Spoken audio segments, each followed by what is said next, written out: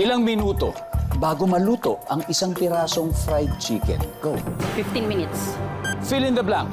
Bote ng blank. Soft drinks. Bukod sa soft. Alak.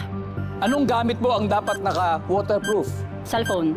Pag bumili ka ng cellphone, karaniwang tanong sa seller, Magkano? sa isang araw, ilang spray ng perfume ang inilalagay mo sa sarili? 5. Let's go, Joya! 134. Sa isang araw, ilang spray ng perfume ang inilalagay mo sa sarili, sabi mo? 5. Ang sabi ng survey sa 5 ay... Top answer! Pag bumibili ng cellphone, karaniwang ang tanong sa seller, magkano? Ang sabi ng survey. Top answer!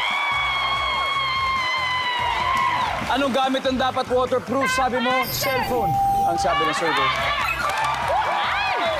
Ang top answer ay relo. 54 pa.